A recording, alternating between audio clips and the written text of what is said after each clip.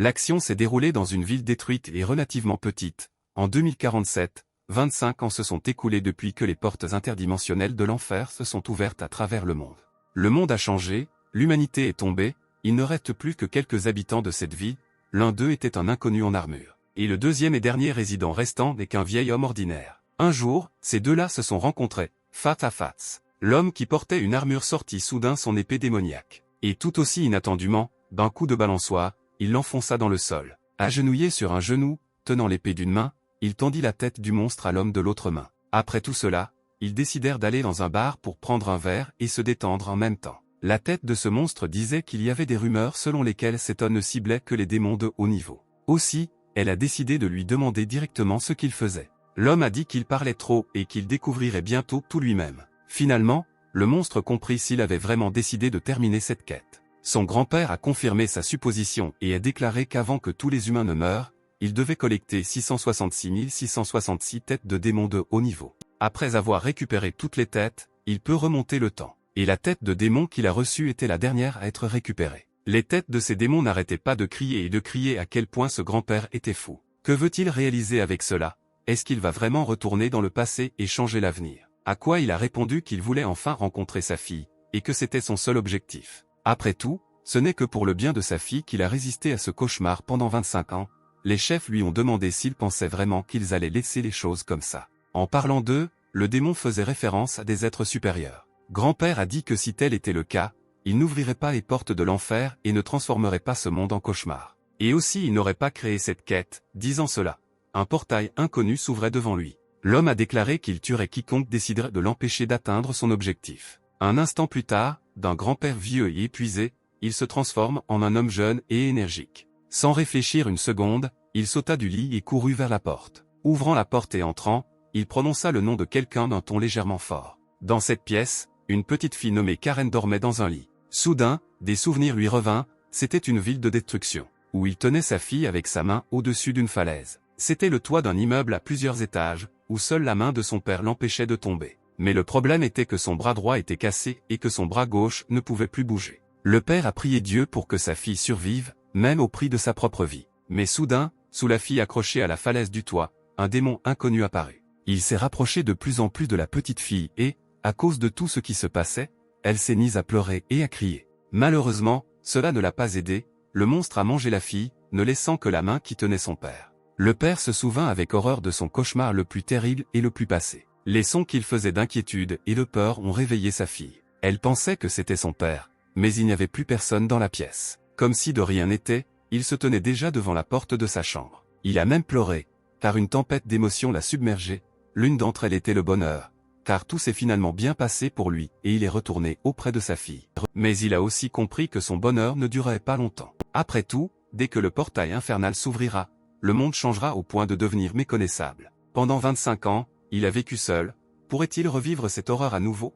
Pensait son père, mais il n'était pas content de cette issue. Il a ensuite ajouté qu'il ferait tout pour que cela ne se reproduise plus, même s'il doit le faire au prix de sa propre vie. Soudain, il remarqua qu'il possédait encore de la magie. Il était surpris de constater que ses capacités étaient encore intactes. Soudain, il sentit la présence d'un esprit faible. En regardant le tableau, il a supposé qu'il s'agissait de sa femme mais, grâce à ses capacités, il sentit que l'esprit de sa défunte épouse le serrait dans ses bras. Il ne comprenait toujours pas pourquoi ses pouvoirs lui étaient revenus à nouveau. C'est peut-être parce qu'il a remonté le temps. De toute façon, il ne reste que 3 jours avant le 11 octobre, date à laquelle apparaîtront les portes de l'enfer. Cependant, il y a ceux qui sont au courant de l'ouverture de la porte, et 3 jours avant la catastrophe apparaîtront 8 prophètes choisis par les 8 plus hauts. Ils étaient considérés comme les sauveurs de l'humanité, car ils affichaient des taux de croissance incroyables. Si nous nous souvenons de tout ce qui est arrivé à Tyler pendant 25 ans, il peut désormais recevoir de nombreuses réalisations que les prophètes du passé se sont attribuées. Sortant dans la rue,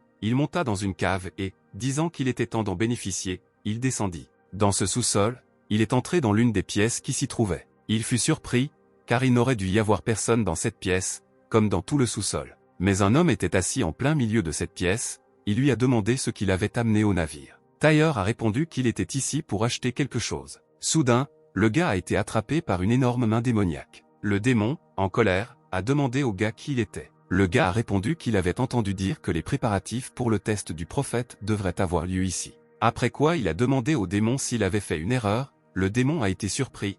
Était-il vraiment possible que quelqu'un ait été appelé ici? Il a dit que c'était très étrange, car à sa connaissance, le processus de sélection est toujours en cours. Tyler a répondu que c'était probablement le cas, c'est pourquoi il était ici. Et puis il a ajouté qu'il devait venir avant la fin de la sélection pour se faire une place. Serait-ce vraiment le gamin dont le démon a entendu parler? Il a remonté le temps après avoir tué 666 666 démons de haut niveau. Ou le gars pensait qu'il ne le saurait pas, et que la vérité se cacherait simplement, ils connaissent le changement dans l'écoulement du temps à cause de lui. Cette fois, le démon a dit au gars qu'il finirait. Le démon a dit qu'il croyait vraiment qu'il pouvait faire ce qu'il voulait depuis son retour dans le passé. Il a conseillé au gars de se rappeler que cet endroit est un échiquier créé par des puissances supérieures et qu'en intervenant dans le jeu, il ne fera qu'atteindre leur colère. Après avoir mis 3 poignards dans la main du démon, Tyler lui ordonna de lui retirer sa main, car ça pue. En fait, il a essayé de se couper la main, mais apparemment, son corps n'est toujours pas prêt pour cela. Et en plus, il n'a pas encore de rune spéciale. Donc c'est tout à fait logique. Après quoi Tyler a dit, est-ce qu'il ne comprend vraiment rien? Après tout, ce sont ces gamins qui lui ont permis de retourner dans le passé.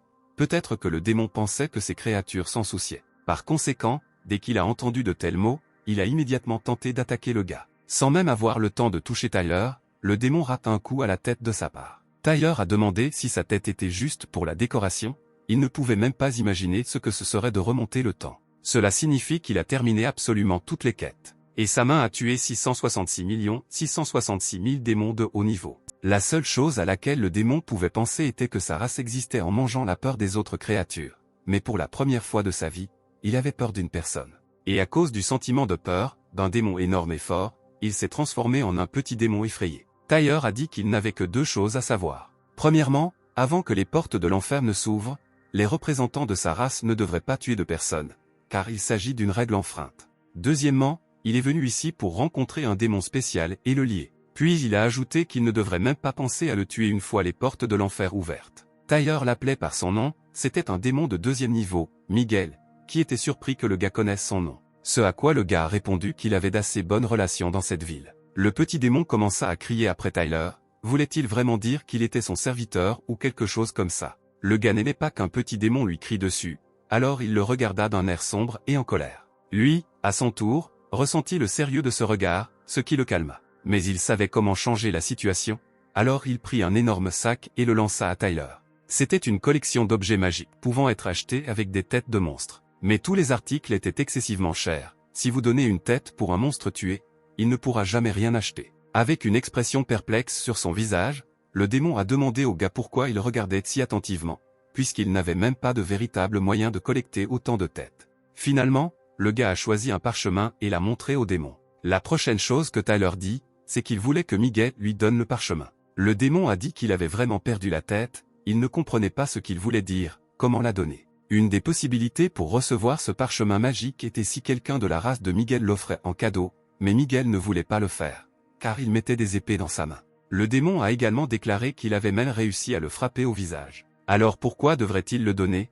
Le démon ne comprenait pas à quoi pensait le cochon, mais il lui dit de se faire foutre. Soudain, Tyler a soudainement pris et retiré les poignards de sa main. Miguel a eu très mal après, il lui a demandé ce qu'il faisait. Sans se laisser décourager, Miguel a apporté à Tyler 2 liasses d'argent, contenant 20 millions de won, et lui a dit que s'il essayait, il lui donnerait 80 millions supplémentaires. Mais Tyler a dit qu'il savait très bien lui-même que dans 3 jours ces morceaux de papier ne vaudraient plus rien. Par conséquent, il a dit qu'il voudrait certainement le restituer, car dans 2 ans, cet argent lui sauverait la vie pendant une nuit noire. Le démon ne le sait peut-être pas, mais Tyler sait ce qui deviendra précieux et ce qui sera tout simplement inutile. Tyler a dit que l'argent aura toujours de la valeur, même lorsque les portes de l'enfer s'ouvriront. Le démon pensait que pour les gens, c'était possible et de l'argent, mais pour eux, ce n'était que des morceaux de papier. Mais Miguel doutait toujours de ses paroles, et s'il lui mentait, ce à quoi Tyler a répondu qu'il ne pouvait rien prouver. C'est son choix de l'écouter ou non, mais le démon doit se rappeler qu'au bout de 2 ans, il se cognera la tête contre le mur,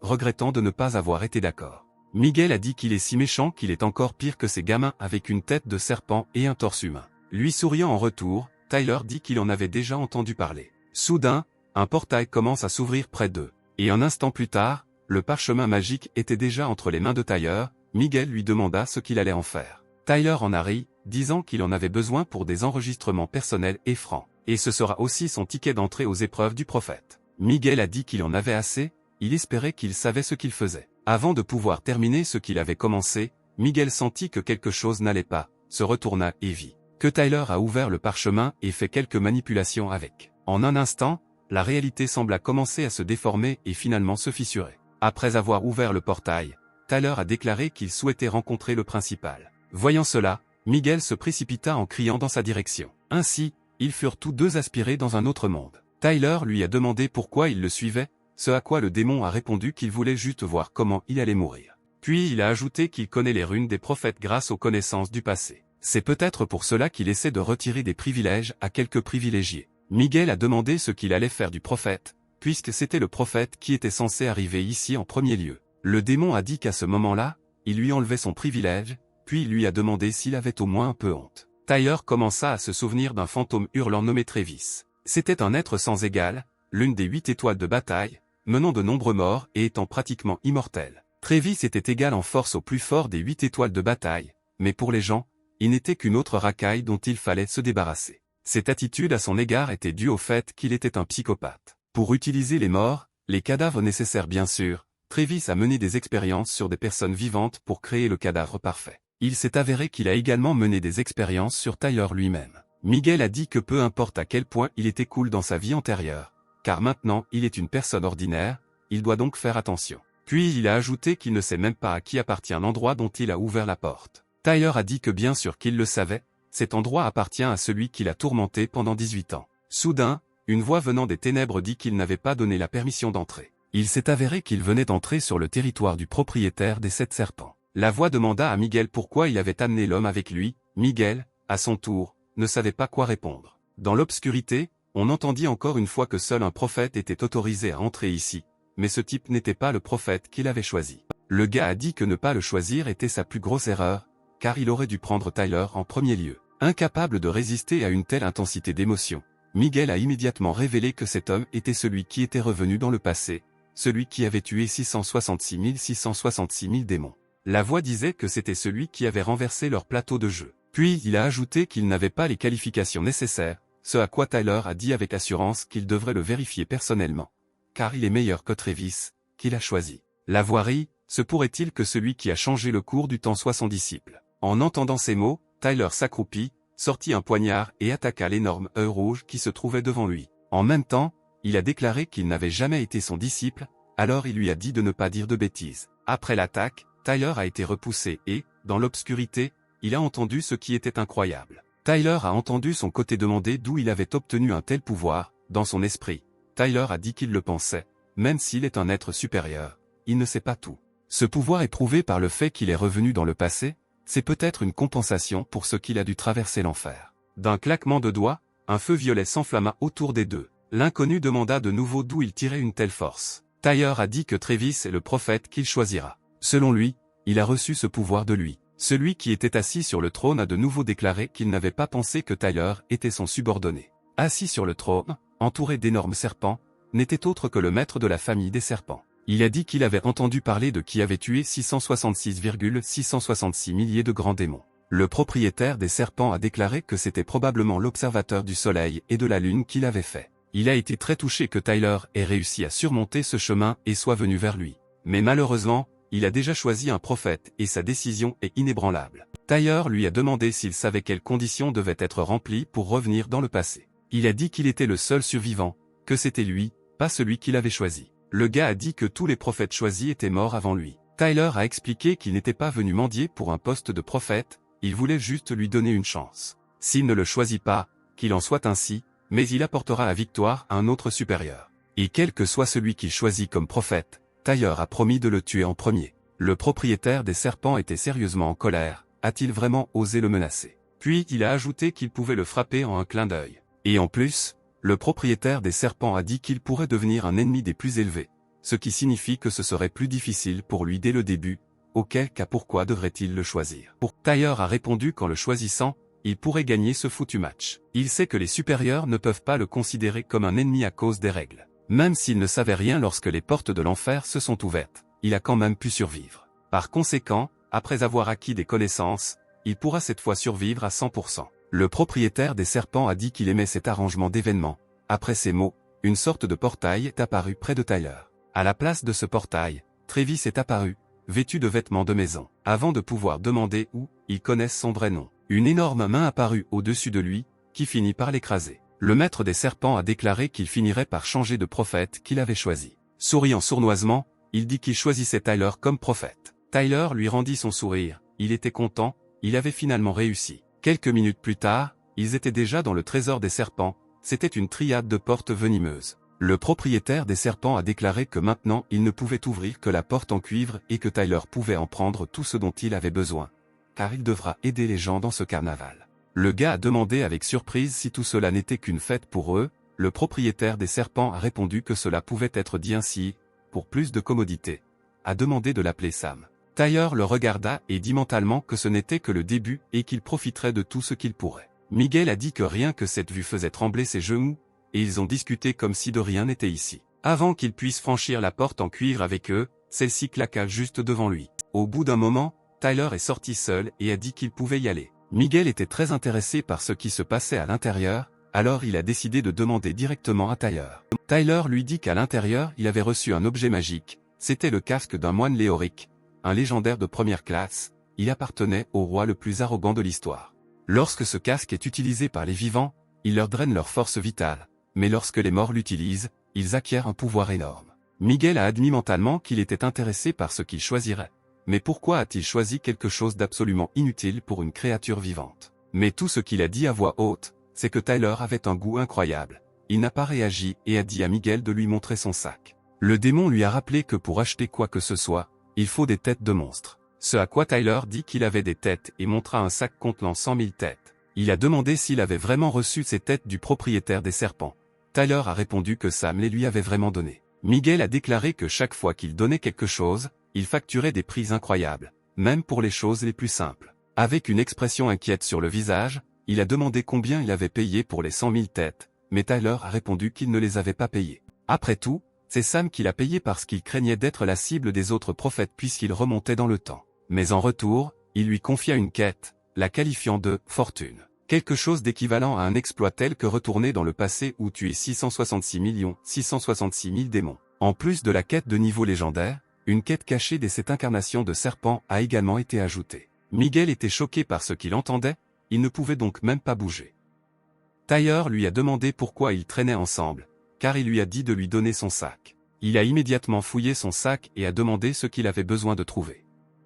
Tyler a répondu qu'il avait besoin d'une sorte d'épée utile et rare pour les têtes qu'il avait. Il n'avait que quelques épées, l'une d'elles était associée à une malédiction, donc c'était assez bon marché. Tyler a dit qu'il choisirait cette épée et utiliserait la tête restante pour acheter un sac pour celle-ci. Ce à quoi Miguel a dit qu'il lui donnerait son sac, il a été surpris de le faire comme ça. Miguel a dit qu'il lui fallait simplement se débarrasser des objets, avec une histoire complexe, car c'était un véritable casse-tête. De plus, l'amitié avec lui vaut bien plus qu'un malheureux sac. Tyler a demandé à Miguel quelle heure il était. Il a répondu qu'il était maintenant 15 heures, mais Tyler voulait savoir pourquoi c'était si vide ici. Miguel a répondu que c'était parce qu'il y avait une barrière ici. Le gars a félicité Miguel pour son bon travail, Tyler ne serait pas en retard aujourd'hui, c'était un grand soulagement pour lui. Miguel soupçonnait qu'il envisageait de faire autre chose, mais il demanda directement ce qu'il allait faire. Allait-il vraiment chasser les prophètes? S'inquiétait Miguel. Il n'eut pas le temps de finaliser ses hypothèses lorsque Tyler lui dit qu'il devait aller chercher sa fille. Miguel ne s'attendait visiblement pas à entendre une telle réponse de sa part. Agitant la main, Tyler a dit que l'école se terminerait bientôt et qu'il devait se dépêcher pour qu'ils se voient plus tard. Il ne restait que 2 jours avant que les portes de l'enfer ne s'ouvrent. Tyler passait tout ce temps avec sa fille. Pour lui, c'était comme un éclair de quelque chose de normal dans une vie pleine de chaos. Karen a demandé à son père si c'était aujourd'hui le jour dont Tyler parlait, il a répondu que c'était bien aujourd'hui. Elle a acheté du matériel de survie avec son propre argent de poche et a ensuite demandé à son père si cela suffirait. Tyler lui a demandé si elle croyait vraiment ce qu'il disait, Karen a répondu que bien sûr, elle le croyait. Lui souriant, elle lui dit qu'elle serait toujours à ses côtés. L'action a eu lieu au cimetière national de Dajon, où Tyler est venu. En le voyant, un gars a commencé à saluer l'esprit. Tyler était surpris, il le saluait toujours, même s'ils avaient été virés depuis longtemps. Ensuite, ce type a demandé comment allait la fille de Tyler. À son tour, Tyler a répondu que sa fille dormait maintenant dans la voiture, car aujourd'hui serait une journée très difficile. Il y a une raison pour laquelle Tyler voulait le rencontrer ici et non à Séoul. Il a dit qu'il avait des informations importantes qu'il aimerait partager. Tyler a demandé au gars que s'il lui disait que le monde allait bientôt se terminer, le croirait-il? En un instant, le café que le gars buvait fut craché de rire. Est-il vraiment venu ici juste pour faire une blague aussi ridicule? En serrant son verre, Tyler aurait vraiment souhaité que ce ne soit qu'une blague. Le gars a senti que quelque chose n'allait pas. Tout a commencé à trembler, c'était comme un tremblement de terre. Tout le monde autour a commencé à paniquer, personne n'a compris ce qui se passait. Le gars a bondi du banc et a dit d'appeler d'urgence le 119. Puis il a dit que cela ne servait à rien et a ajouté qu'il fallait sortir de là rapidement. Mais Tyler était sérieux, sortant son épée magique, il dit qu'il n'irait nulle part. Après tout, il va tuer tous les monstres ici. En regardant ce qui se passait, le gars a continué à paniquer et a demandé à Tyler de partir. Mais Tyler a répondu en disant qu'il voulait qu'ils survivent ensemble cette fois. Le gars avait très peur, car pendant que Tyler prononçait ces mots, une bande de gobelins est apparue derrière lui, l'attaquant. Mais en un clin d'œil, tout ce qui restait des gobelins qui l'attaquaient était un endroit humide. Après quoi Tyler a demandé à Adam d'amener sa fille ici. Dès qu'il a entendu sa demande, il a immédiatement couru après sa fille. Il a continué à combattre les gobelins tout en sauvant les gens. À un moment donné, un portail en forme d'œil de serpent est apparu dans le ciel. Et à partir de là, d'autres gobelins ressemblant à des démons sont apparus. Sam a dit ça puisque Tyler s'occupe de la vie des morts. Et s'il veut sauver quelqu'un, son action affectera la vie des autres. Par conséquent, cela vaut la peine d'être un terrible égoïste, car c'est le chemin qui soutient les 7 serpents. Après tout, quoi qu'il fasse, il restera toujours un hypocrite. Tyler a déclaré qu'il aurait besoin de force quoi qu'il arrive, même si un jour il devait accepter le sort d'un hypocrite. Il a dit qu'il avait plus de pouvoir que quiconque sur Terre. Après quoi il commença à invoquer les âmes des morts. En invoquant les âmes des morts, Tyler a acquis le 2e niveau de la compétence Soulai. Mais malheureusement, à cause de son corps non entraîné, il n'avait assez de force que pour 3 âmes ressuscitées. Et maintenant, les gobelins se sont approchés d'Adam lui-même, qui a été surpris que Tyler se débrouille seul avec tout le monde. En regardant derrière lui, il fut surpris que Karen puisse dormir paisiblement dans un tel environnement. Levant les yeux, il vit l'un des gobelins voler vers eux. Avant même de pouvoir les toucher, le gobelin tomba au sol sans sa tête. Adam était intéressé à savoir qui étaient ces personnes près de Tyler, ce à quoi il a répondu qu'il lui expliquerait tout plus tard. Il devait d'abord prendre cette épée, pour qu'il puisse se protéger ainsi que Karen,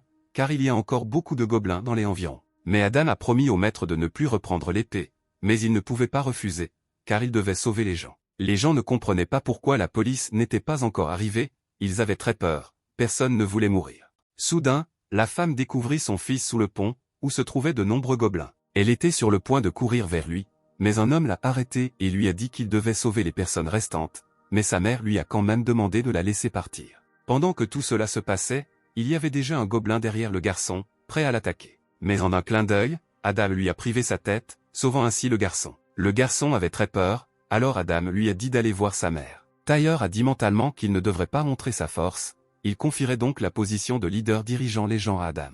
Dans une vie antérieure, il était le chef d'un clan de gardes armés, il était même surnommé l'épéiste Téchant. Au lieu d'intervenir dans la bataille, Tyler a décidé de tout diriger depuis l'ombre. Après avoir tué un grand nombre de gobelins, Adam voulait faire une pause car il était très fatigué. Il était heureux de pouvoir enfin s'asseoir et reprendre son souffle. Soudain, Adam vit quelque chose qui l'alarma beaucoup, car il pensait avoir eu affaire à tous les gobelins. En jetant un coup d'œil à tout cela, Tyler a déclaré qu'il était enfin arrivé. C'était le guerrier principal et le plus puissant de tous les gobelins qu'ils virent. Le gobelin commença à brandir son épée sur Adam. Heureusement, Adam a réussi à exposer l'épée au coup, il n'a donc pas manqué un coup direct avec l'épée. Mais le coup du gobelin était si fort qu'Adam fut même projeté en arrière de plusieurs mètres, et avec une grande force il s'écrasa contre le mur. Mais le gobelin n'avait pas l'intention de continuer à l'attaquer, il se retourna simplement et partit. Tyler a dit que ses os ne semblaient pas être brisés, donc tout irait bien, mais Adam ne comprenait pas ce qui se passait. Pourquoi il s'était arrêté et s'est simplement éloigné. Peut-être était-ce parce qu'il se dirigeait vers l'hôtel. C'est un endroit construit pour offrir des récoltes aux chefs gobelins, ils veulent y établir leur base, s'ils ne sont pas arrêtés, ils augmenteront rapidement leur nombre. Vont-ils vraiment faire ça avec un mémorial, dit mentalement Adam. Mais à un moment donné, Adam a demandé à Tyler comment il savait tout cela, il a répondu que c'était sa 2e vie. Adam a commencé à se moquer de lui, on dit que pour lui cela devait être tellement ennuyeux, alors il a suggéré d'y mettre fin rapidement. Tyler lui a dit de se calmer, rien ne finirait avec la destruction de cette créature. Pour arrêter leur plan, ils doivent tuer le chef gobelin. Mais comparé au reste des guerriers, le chef semble incapable de résister à un seul coup. Après quoi Adam a demandé si tout allait bien pour Karen, Tyler lui a dit de ne pas s'inquiéter, car il l'avait mise au lit spécialement pour un tel cas. La prochaine chose que fit Tyler fut d'invoquer l'esprit et de dire qu'il devrait commencer par détruire les guerriers gobelins. Il a dit à Adam que beaucoup de choses se produiraient dans le futur qui le surprendraient, il devrait donc être préparé. Un instant plus tard, Tyler commença à attaquer les gobelins, il lança une épée sur l'un d'eux. Le gobelin n'eut pas le temps de réagir, car l'épée le frappa en plein œil. L'arme suivante que Tyler a utilisée pour attaquer le gobelin était des fléchettes venimeuses qu'il lui a plantées directement dans le ventre. À ce moment-là, Adam surgit de nulle part et était sur le point de porter un coup fatal au gobelin. Il l'a frappé en plein coup, mais n'a pas pu le couper, l'épée ne voulait tout simplement pas aller plus loin. Adam pensait que le gobelin venait juste de gonfler les muscles de son cou, c'est pourquoi son épée n'a pas traversé. Après quoi il a dit que les fléchettes empoisonnées étaient très efficaces, d'où Tyler les avait obtenues, il a répondu que c'était dans la rue Uji, sur la place souterraine. Tyler a dit qu'il devait tuer le principal guerrier gobelin avant que le chef n'intervienne, il devrait donc se dépêcher. Soudain, le principal guerrier gobelin a attaqué Tyler et Adam, mais, heureusement, ils ont tous deux esquivé le coup. Immédiatement après avoir atteint la porte, Tyler a recommencé à l'attaquer avec des fléchettes empoisonnées. Toutes les fléchettes lancées par Tyler ont touché le gobelin en plein dans la poitrine. Incapable de se tenir debout à cause du poison contenu dans ses fléchettes, le guerrier gobelin tomba au sol. Adam a crié que cette fois, il ferait certainement tout correctement et lui couperait le cou. Il a tenu parole, il a quand même réussi à lui couper la tête. Après quoi il a été surpris, car leurs os sont assez durs, ses bras lui faisaient même mal, mais à la fin il a réussi grâce à ses biceps. Tyler lui a dit de ne pas baisser sa garde, puis a ajouté qu'il devait maintenant s'adresser au chef. Mais soudain, Tyler sentit que quelque chose n'allait pas, il se retourna et vit. Juste en face d'Adam se tenait le chef gobelin qui était sur le point de l'attaquer. Mais Adam ne l'a pas remarqué, alors il s'est tourné vers Tyler et, avec un sourire aux lèvres, lui a demandé si quelque chose s'était passé. Heureusement, Adam a eu beaucoup de chance, car l'âme guerrière invoquée par Tyler l'a protégé, se trouvant sous l'attaque. Tyler était inquiet, car le taux de croissance des esprits guerriers était assez faible, il ne serait pas capable de s'en sortir. Adam a décidé d'aider à l'attaque du chef gobelin, il lui a balancé son épée, mais pendant le coup, il a remarqué qu'il y avait une sorte de dôme protecteur autour de lui. Un instant plus tard, le chef gobelin jeta Adam avec magie. Tyler a commencé à expliquer qu'il s'agit d'un bouclier, bien que ce ne soit pas de la magie de haut niveau, mais quand même, c'est assez ennuyeux. Adam a demandé à Tyler ce qu'il devrait faire dans ce cas, ce à quoi il a répondu qu'il devait simplement frapper plus fort, parce qu'Adam lui-même ne peut pas frapper avec suffisamment de force. Tyler lui a conseillé de faire confiance à l'épée avec cette épée. C'est parce que les objets maudits ont une âme. Voyant toute cette situation, le chef gobelin ordonna aux gobelins de les attaquer. Tyler a commencé à attaquer en premier, il a lancé une lame d'argent sur les gobelins. Après avoir touché le premier gobelin qu'il rencontra, le poignard se fendit et tout autour prit feu. Il a dit qu'il ne pouvait plus gagner du temps, alors maintenant c'était au tour d'Adam. Oh, en un clin d'œil, Adam a été enveloppé de magie noire et rouge et il s'est envolé dans le ciel. Adam s'est envolé vers le chef gobelin, qui a essayé par tous les moyens de riposter avec la magie, mais rien n'y a fait. De manière inattendue pour le chef gobelin, Adam a réussi à percer son dôme protecteur avec son épée. En un instant, l'épée fut directement dans le cœur du chef gobelin. Après avoir vaincu le chef gobelin, même le ciel est devenu plus clair et plus lumineux. Après avoir vaincu le chef gobelin, ils ont accompli de nombreuses quêtes pour lesquelles ils ont reçu des récompenses. Adam ne comprit pas ce qu'étaient ces cartons, Tyler lui dit que c'était grâce à sa victoire. Ces coffres contenaient de nombreuses récompenses, à la fois précieuses et simples. L'une des récompenses précieuses était le bracelet du chef gobelin, qui donnait un bouclier magique avec une utilisation limitée à 5 fois par jour. Adam l'a immédiatement pris pour lui. Puis quelques objets plutôt sympas, il y avait le cœur du chef gobelin. Une fois absorbé, vous pouvez en tirer un pouvoir magique, mais l'absorption nécessite une magie innée, seulement elle leur est inutile, car tous deux n'ont pas de magie innée. Tyler a déclaré que lorsque la prochaine porte s'ouvrirait, un échange apparaîtrait, où il pourrait le vendre à un prix élevé. Dès qu'il a voulu garder ce cœur, il a échoué, quelque chose l'en a empêché. C'était étrange, le cœur a trouvé l'objet recommandé, personne n'a compris ce qui se passait, car ils n'ont pas de magie innée. Parce que le cœur du chef gobelin a trouvé un hôte approprié, il s'est transformé en magie et s'est envolé dans le ciel. Toute la magie qui se trouvait dans ce cœur a été absorbée par la fille de Tyler, Karen. Il ne s'attendait pas à ce que sa fille ait des pouvoirs magiques innés, bien sûr, il ne pouvait pas le prédire, car la dernière fois il l'avait perdu. Mais Tyler avait des doutes, non pas parce que sa fille possédait une magie innée, mais parce qu'il n'avait jamais vu un niveau d'entrée légendaire auparavant. Tyler était inquiet, car il ne voulait pas qu'un tel sort soit réservé à sa fille, il ne voulait pas que ses mains soient couvertes de sang jusqu'au coude. Adam a dit que Tyler n'était pas obligé de lui parler de ses capacités magiques, car même eux ont du mal à combattre les monstres. Après tout, même si le monde va à l'enfer, les enfants devraient vivre une vie agréable et calme. Et finalement, après un long moment, Karen s'est réveillée.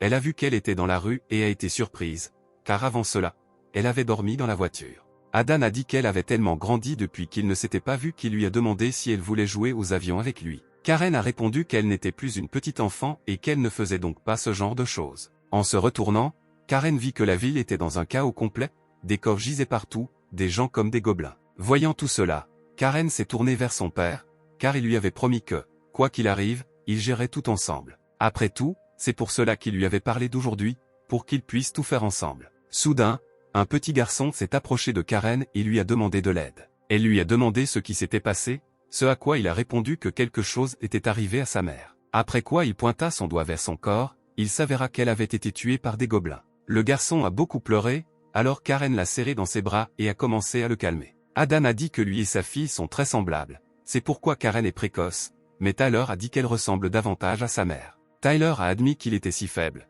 qu'il avait tellement peur pour elle qu'il voulait l'enfermer entre 4 murs et ne pas la laisser sortir. Mais Adam a dit que c'était normal, car il est toujours père et il s'inquiète pour elle. Se tournant vers son père, elle lui proposa d'emmener ce garçon avec elle. Mais Tyler a déclaré que cela était absolument interdit, car il serait beaucoup plus sûr pour lui d'aller au refuge que de rester avec eux. Karen ne voulait pas le quitter parce qu'il était tout seul. Tyler était catégorique, il a dit qu'il ne l'emmènerait jamais avec lui, mais Karen a continué à dire qu'il aurait peur s'il était laissé seul. Après tout, son père n'est pas là et sa mère vient d'être tuée par des gobelins. Tyler se figea pendant quelques secondes, car cela ressemblait à la situation dans laquelle sa fille avait failli se trouver. Soudain, Sam est sorti du portail, il a dit que tout s'était passé comme il l'avait dit. Après tout, celui qui avait parcouru le chemin de la mort choisissait désormais la vie, pour lui c'était tout simplement ridicule. Il l'a félicité uniquement pour avoir tué le chef gobelin, même s'il était prévu de construire une citadelle avant minuit, puis les gobelins se promèneraient dans toute la ville. Sam a dit que les choses ne se déroulaient pas comme prévu,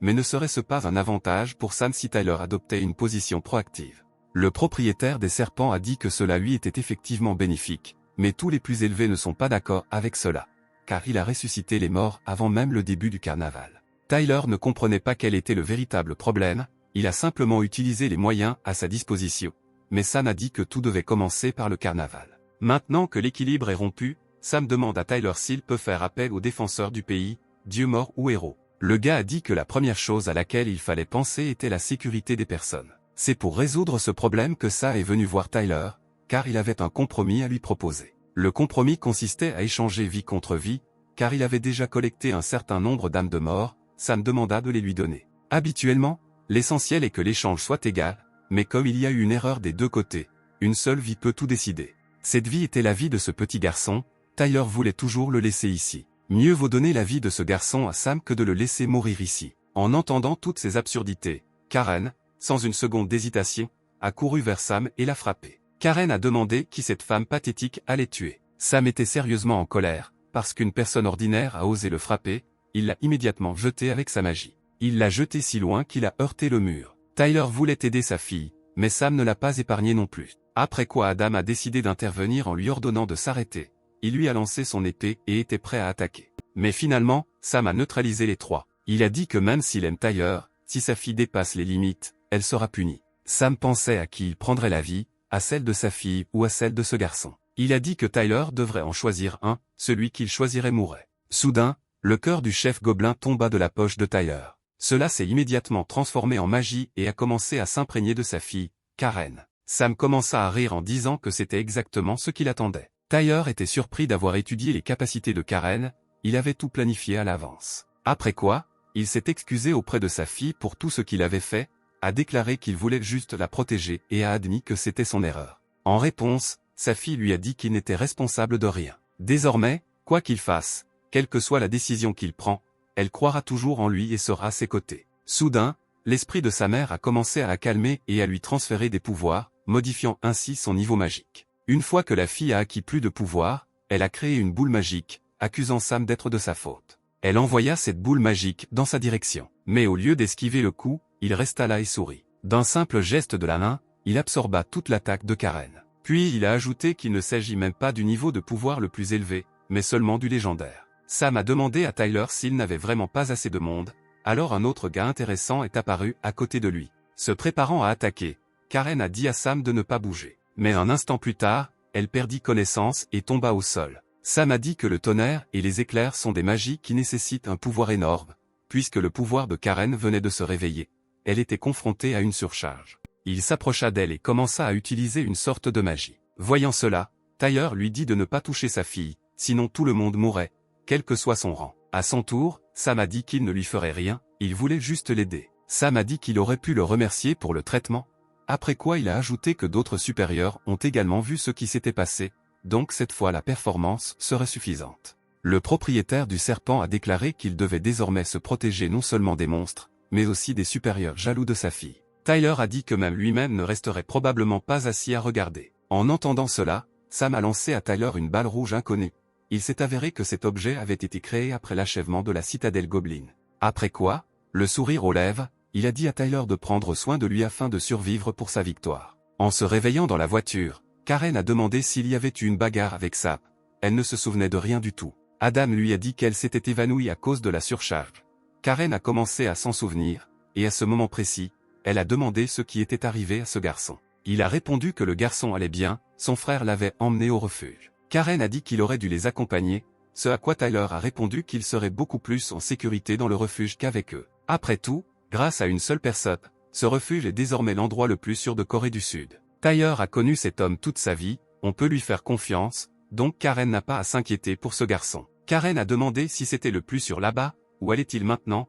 Tyler a répondu qu'ils allaient à Séoul. Lorsque la première porte de l'enfer se fermera, un nouveau lieu appelé le donjon ouvrira à Séoul. Les récompenses des donjons sont indispensables si l'on veut éviter un désastre encore plus grave. Adam a demandé à Tyler s'il était une sorte de prophète choisi par le plus haut. Tyler a répondu que oui. Après quoi Adam a demandé ce qu'il devait faire maintenant dans ce cas. La réponse était évidente, Tyler a dit que ce dont ils avaient le plus besoin maintenant était de devenir plus forts. Soudain, à la radio, ils entendirent que la circulation des trains était perturbée en raison de dommages causés à la voie. Adam a dit qu'il serait difficile de conduire sur cette route, bien sûr, il n'est pas un lâche, mais il était inquiet.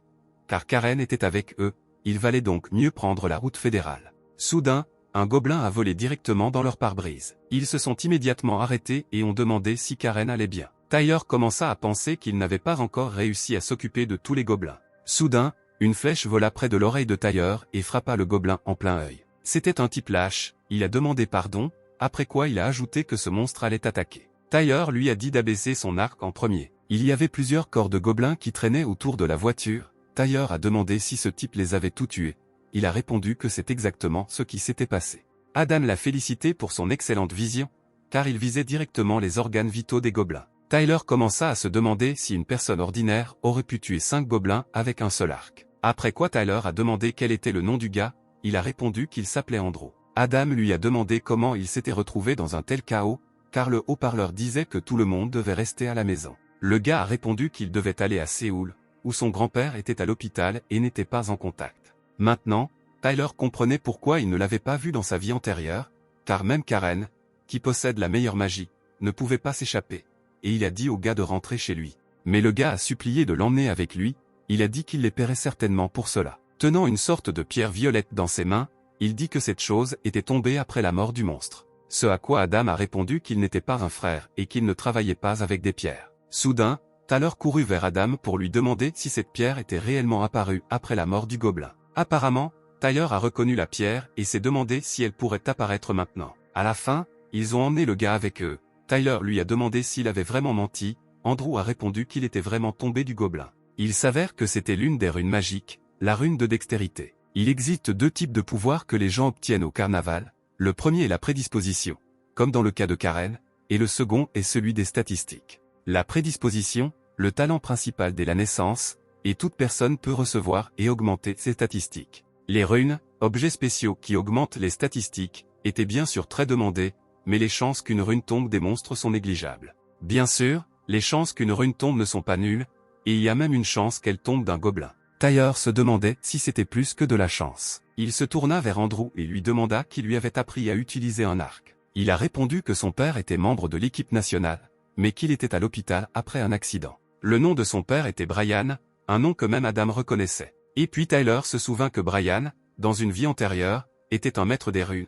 À part lui et Amanda, personne au monde n'avait une telle capacité. Des clans du monde entier voulaient le recruter, mais il est resté dans le coma pendant 7 ans à cause d'un accident. L'une des 8 étoiles de bataille, Ariel, surnommée la Sainte, a dépensé une fortune en élixir pour aider Brian, mais même si elle était surnommée la Sainte, elle n'était pas un agneau innocent. Ariel s'est débarrassé de Brian dès que celui-ci a refusé l'offre du clan. Mais Tyler a promis que dans cette vie, tout serait différent. Adam a demandé à Tyler s'ils allaient à l'hôpital, ce à quoi il a répondu qu'ils iraient d'abord ailleurs. Andrew a dit qu'ils avaient promis de l'emmener chez son père, car il pourrait être en retard et quelque chose pourrait arriver. Tyler a dit que même s'ils y allaient maintenant, rien ne changerait. Et pour les gobelins dans toute la Corée, tous les policiers, pompiers et militaires disponibles ont été mobilisés pour aider.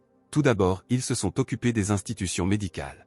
De plus, l'hôpital est beaucoup plus sûr que sur la route et il faut désormais collecter davantage de têtes. S'ils obtiennent l'élixir, ils pourront guérir son père. L'élixir a coûté 400 000 têtes, mais il ne serait pas possible de collecter cette somme d'un coup. Adam a dit que la chance d'Andrew est grande maintenant, car en ce moment ils vont au donjon. Karen a dit que son père vit une seconde vie, donc il sait tout, et s'il les accompagne, il peut obtenir de nombreuses récompenses. Soudain, quelque chose s'est produit au milieu de la route, une sorte de lueur jaune y était visible, les voitures autour se sont dispersées sur les côtés. Tyler, à en juger par l'expression de son visage, attendait cet événement. Au centre de cet événement se trouvait Miguel, un démon d'une chambre souterraine de Séoul. Les gens qui se trouvaient sur la route ne comprenaient pas de qui il s'agissait ni ce qui se passait. Miguel a dit que tous les gens autour de lui devraient écouter très attentivement. Il a dit que désormais, les plus élevés leur donnent une chance incroyable de devenir spectateurs du carnaval. Mais les gens ne l'écoutaient pas, au lieu de cela, tout le monde a commencé à s'enfuir dans toutes les directions.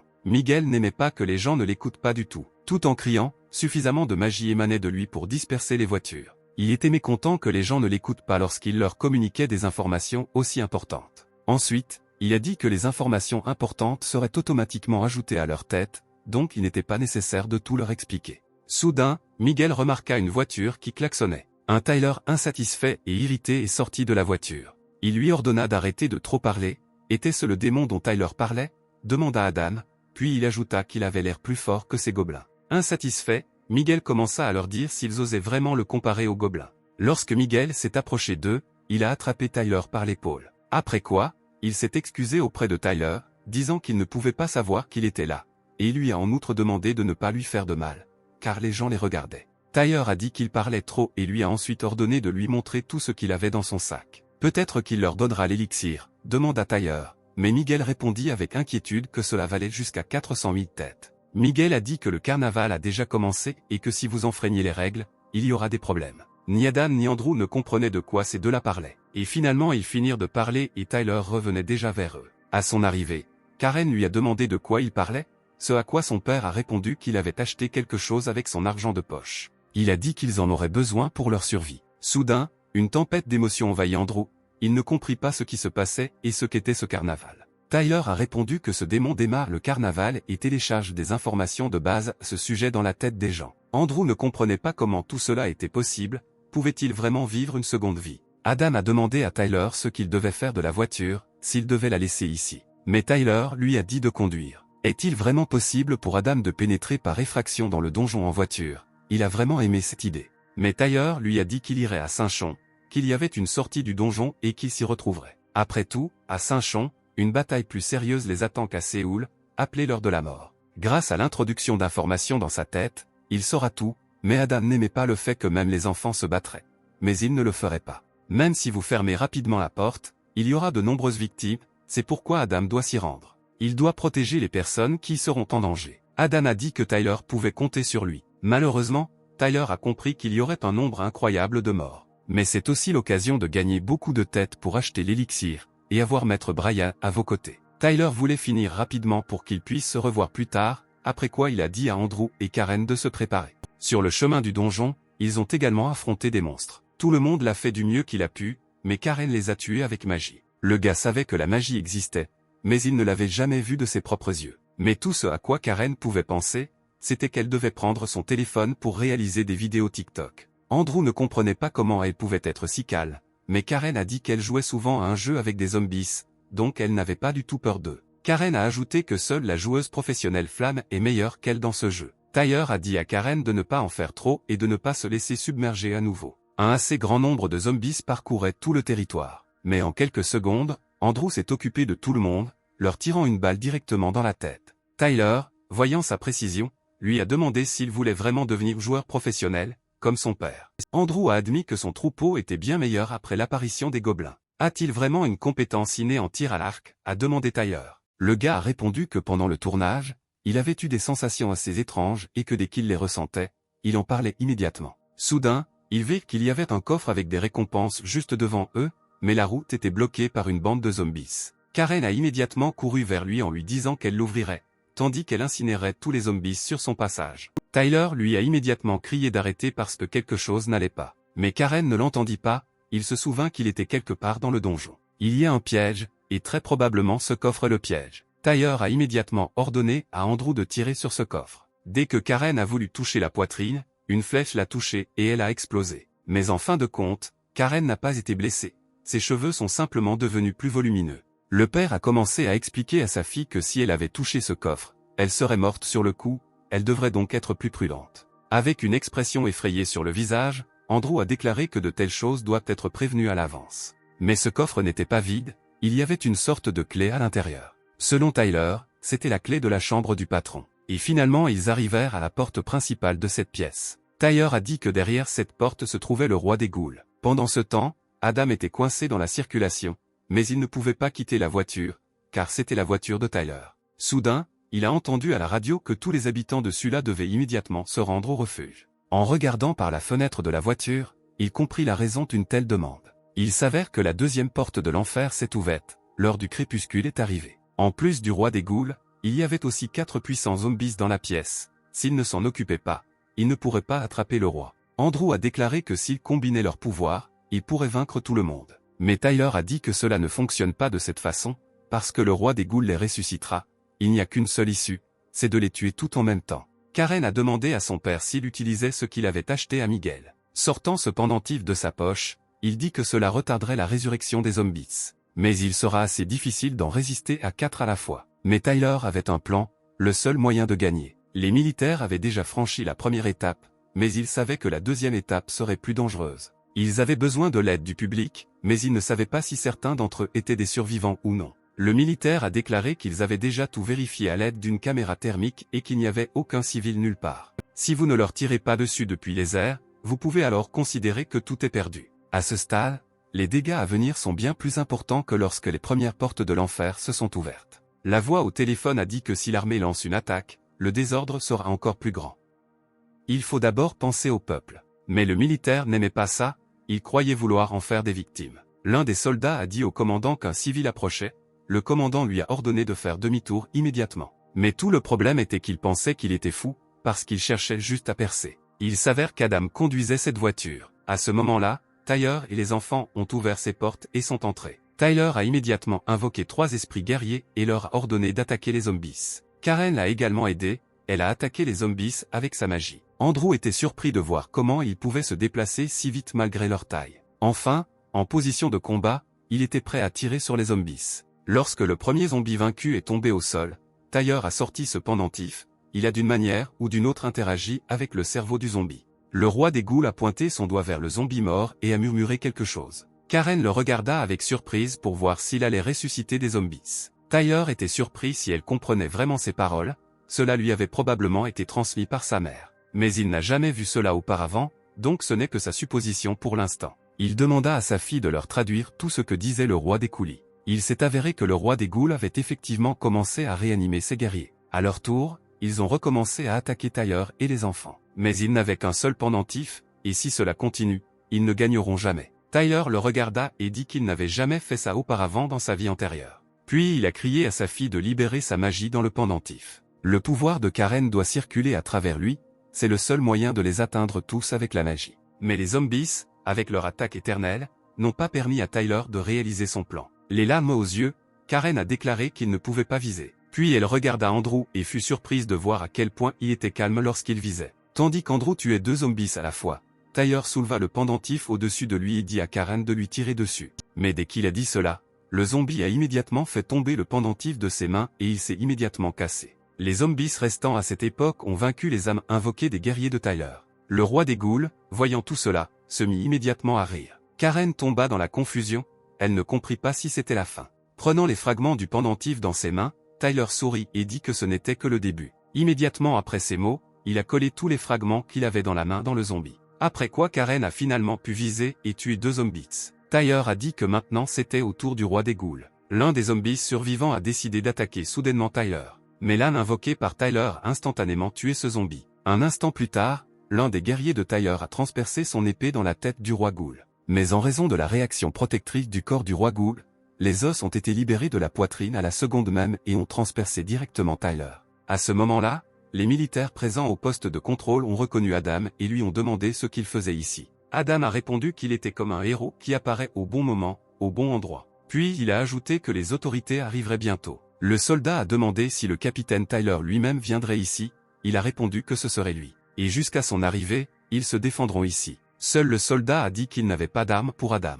Mais il répondit qu'il n'avait pas besoin de leurs armes, car il avait les siennes, qui étaient également assez puissantes. Le soldat était surpris de savoir s'il allait vraiment se battre avec une épée contre des monstres qui ne prendraient pas les balles. À quoi il a répondu que le soldat sait déjà tout lui-même, car il a reçu toutes les informations nécessaires. Il a ensuite ajouté que les armes à feu ne sont désormais plus considérées comme des armes. Or ces objets magiques sont considérés comme des armes. Adam a donné au guerrier un tonfa en bois comme arme. Il a dit de prendre soin d'eux comme une épouse bien-aimée, car ils sont très chers, il les a achetés avec les dernières têtes qu'il avait. Et maintenant, ils étaient tous les deux prêts à combattre les monstres. Karen était très inquiète pour son père, alors elle a commencé à courir pour l'aider. Mais Andrew l'a arrêté et lui a dit qu'il pourrait peut-être régler le problème. Il a immédiatement tiré sur le roi des ghouls, mais avec une flèche inhabituelle. Tyler se demandait s'il avait enfin pris l'affaire au sérieux. Après quoi il tira à nouveau avec une flèche inhabituelle, mais cette fois à l'épaule. Tyler était surpris de savoir pourquoi il avait frappé l'épaule et non la tête, car pour ses capacités, c'était la même chose que de ne jamais être touché.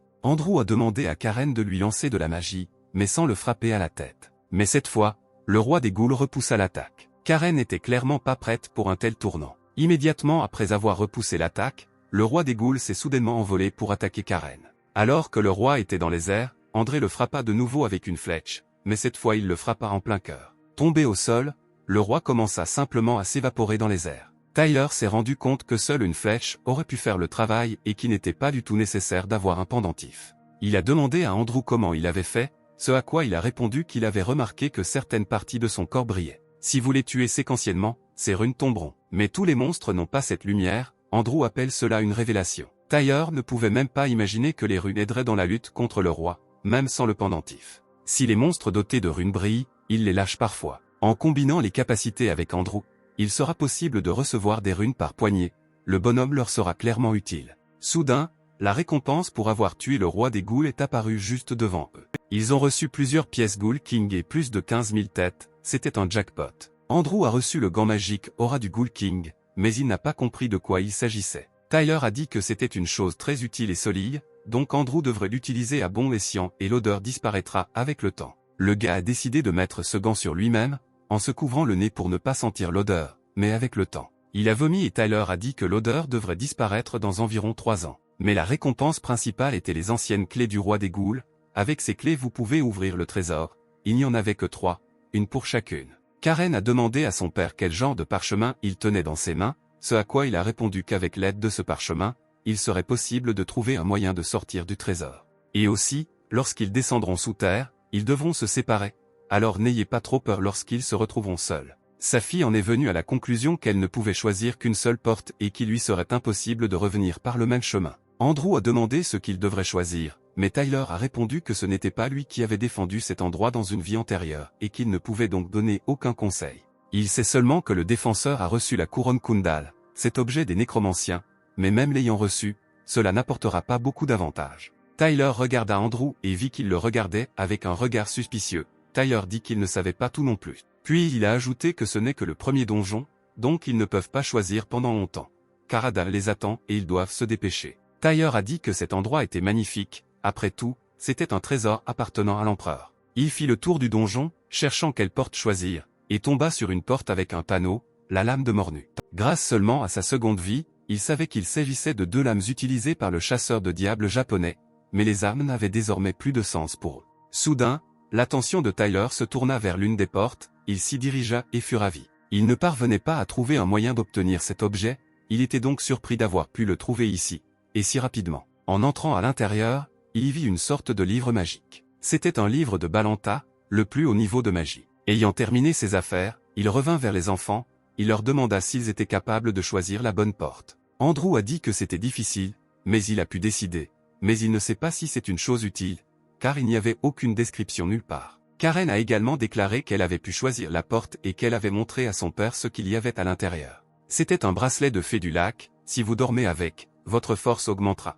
A-t-il félicité sa fille pour son bon choix? Eh bien, Andrew a montré à Tyler qu'il avait choisi l'épée. Il fut surpris qu'Andrew ait choisi une épée au lieu d'un arc, après quoi il demanda s'il y avait vraiment un arc quelque part et s'il possédait une épée. Mais Andrew a répondu qu'il ne savait pratiquement pas manier une épée, il l'avait choisi uniquement à cause du nom qu'il aimait. Tyler était clairement mécontent, la réponse du gars a surpris. À cette époque, Adam et le commandant combattaient côte à côte contre des monstres. Le capitaine dit que le tonfa s'avère être une arme très utile. Mais s'ils ne combattent que 2 d'entre eux, alors les monstres ne s'arrêteront pas. Adam a demandé si le principal homme fort était déjà épuisé. Le capitaine lui a demandé s'il avait encore la force de plaisanter. Après avoir regardé autour d'eux, ils se rendirent compte qu'il y avait vraiment beaucoup de monstres. Le reste des guerriers étaient déjà à bout, ils durent donc battre en retraite. Mais malgré leur situation, Adam voulait toujours continuer à se battre. Soudain, sorti de nulle part, un poignard fut lancé sur le capitaine. Adam repoussa le capitaine et le sauva, mais le poignard le frappa en plein dos. Il commença à sentir ses muscles être paralysés par le poison. Le capitaine a dit que maintenant il est encore plus nécessaire de battre en retraite, et qu'Adam doit également être guéri. Mais Adam a dit que tout va bien, ça brûle juste un peu. Il s'est avéré qu'il s'agissait d'un poison gobelin, le capitaine ne connaît pas sa composition, mais il doit s'en débarrasser le plus rapidement possible. Mais Adam a déclaré que s'il se rendait et libérait les gobelins, il se disperserait dans tout Séoul. Parce qu'il a dit qu'il devait continuer, pas seulement en tant que militaire. Avec ses dernières forces, Adam a dit au capitaine de se battre comme si personne n'était plus fort que lui. Il lui a dit de les combattre comme si c'était la dernière fois. Un gars était dans une émission de télévision et on lui a demandé ce qu'il avait vu, ce à quoi il a répondu qu'il avait vu une créature trop féroce pour un humain. Il n'était pas sûr qu'il s'agisse d'un homme simple, mais il coupait les gobelins comme s'ils étaient faits de carton. Puis il a ajouté qu'il y avait aussi un homme avec lui avec une énorme épée, peut-être pensait-il qu'il était un prophète. L'acteur anglais a également évoqué l'homme qui sauvera l'humanité lors de la conférence de presse. Le gars n'était pas sûr que l'un d'entre eux sauverait l'humanité, car il ressemblait à des destructeurs. Un grand gobelin, plus fort que d'habitude, se plaça sur le chemin du capitaine. D'après les caractéristiques visibles, ce gobelin est plus grand et plus fort que ceux qu'ils ont vus auparavant. Le premier coup fut porté par le gobelin, mais heureusement, le capitaine réussit à le bloquer. Le capitaine sentait de plus en plus de faiblesse dans son corps, mais il avait assez de force pour porter plusieurs autres coups, et il mit beaucoup de force sur l'un d'eux. Utilisant le peu de force qui lui restait, il frappa le gobelin directement dans le ventre. Le gobelin ne comprenait pas comment une personne ordinaire pouvait être si forte. Le capitaine Carl avait une capacité innée à réguler sa respiration. Grâce à ce pouvoir, il était capable de maintenir un flux sanguin cérébral minimalement ouvert, économisant ainsi le sang dont le cerveau avait besoin. De plus, cette capacité nécessite une dose impressionnante de glucose. Et si vous utilisez le sang économisé pour les muscles, alors une croissance musculaire et une force physique apparaîtront qui dépassent la force humaine. Agenouillé devant Carl, le gobelin le traita de monstre à cause de sa force. Dès que Carl a voulu en finir avec le gobelin, un autre petit gobelin a couru à son secours et a poignardé le capitaine au ventre avec un poignard. Le grand gobelin avait peur parce qu'il a dit au petit gobelin de s'enfuir. Mais il a dit qu'il lui était trop cher et qu'il ne pouvait donc pas s'enfuir. En un instant, le capitaine tua le petit gobelin, et tout ce qui restait de lui était une fleur. Le grand gobelin devint incroyablement en colère et frappa Carl avec la dernière force qui lui restait. Après que le capitaine se soit envolé à plusieurs mètres, le gobelin a immédiatement bondi pour l'écraser. Atterrissant directement sur lui, le gobelin lui inflige d'énormes dégâts, le faisant même saigner de la bouche. Le défaut fatal de la maladie de l'ogre est qu'elle repose sur le blocage du flux sanguin vers le cerveau. Les gens meurent dans les 10 secondes si le flux sanguin vers le cerveau est bloqué, mais dans l'état ogre, le flux sanguin n'est pas complètement bloqué. En raison de l'insécurité, Adam a décidé de prendre la situation en main et d'écraser simplement le gobelin. Pinçant le gobelin entre la voiture et la pièce, Adam sauta immédiatement hors de la voiture. Avec ses dernières forces, il cria si Carl allait bien. Mais soudain, quelque chose explosa derrière Adam. En se retournant, il vit un gobelin pleurer et en colère dans le feu. Carl ne comprenait pas pourquoi il pleurait. Était-ce vraiment à cause de la mort de la fleur? Mais ce qu'il ne comprenait vraiment pas, c'était pourquoi il était en colère, car c'était à cause de lui que de nombreux civils et militaires étaient morts. Après tout, dans une telle situation, lui seul devrait être en colère, car il a protégé ces personnes. Il ne restait qu'une seconde avant la fin du mode ogre du capitaine. À la dernière seconde, lui et le gobelin sont entrés en collision pour la dernière fois. Littéralement une seconde plus tard, l'énorme gobelin gisait déjà mort sur le sol. Seulement maintenant, le capitaine et Adam étaient complètement à court de force, et il y avait encore beaucoup de gobelins. Ils ont compris qu'ils mourraient très probablement de cette façon, mais ils ont fait tout ce qui était en leur pouvoir. Adam a dit qu'il avait vécu une vie assez colorée. Mais soudain, il entendit des sons très familiers. Levant la tête plus haut, il vit que tous les gobelins autour de lui étaient gelés. C'était Tyler, il a dit qu'ils avaient fait du bon travail, mais qu'il s'occuperait ensuite de tout lui-même. Les trois se sont occupés de tous les gobelins des environs et ont dit que c'était beaucoup plus facile que le roi des ghouls. Adam ne comprenait pas comment ils étaient arrivés ici sans voiture. Il s'est avéré qu'ils venaient de la gare de Sanchon, mais comme il y avait tellement de gobelins là-bas, ils ont dû tous les tuer. Andrew demande s'ils vont chez son père maintenant. Tyler dit que c'est ce qu'ils vont faire maintenant. Après quoi Andrew a dit qu'il n'avait toujours pas assez de têtes pour acheter l'élixir, qu'il leur en fallait 400 000, mais qu'il n'en avait que 15 000. Tyler a déclaré qu'il ne serait pas possible de collecter 400 000 têtes d'un coup, après quoi Karen a demandé à son père ce qu'il avait obtenu du donjon. Il sortit et montra un livre magique appelé le livre de Balanta, et dit que c'était exactement ce qu'il avait pris dans le trésor. C'était assez étrange, car pour un livre, son rang magique était trop élevé. Mais Tyler a dit que c'était le mystère de ce livre. Elle a besoin de lui donner un objet rare, Tyler a décidé de lui donner ce pendentif. En raison de l'absorption, ce livre est passé d'un niveau supérieur ordinaire à un niveau supérieur rare, ce livre donne des choses d'un rang supérieur. La chose qui avait le rang magique le plus élevé était celle-ci. Sans réfléchir une seconde, Tyler a immédiatement mis les livres sous son épée. Et immédiatement, il en reçut une épée du plus haut rang épique. Malheureusement, l'épée n'avait pas d'esprit, mais comme il s'agissait d'un rang épique, des modifications pouvaient être apportées. Adam a dit que cette épée était parfaite pour Tyler, il avait beaucoup de chance d'avoir l'arme à portée de main. Seulement c'est le genre d'arme qu'Adam va désormais utiliser. Tyler a donné à Adam cette épée de glace, Adam l'a vraiment aimée, il voulait vraiment essayer comment cela fonctionnait.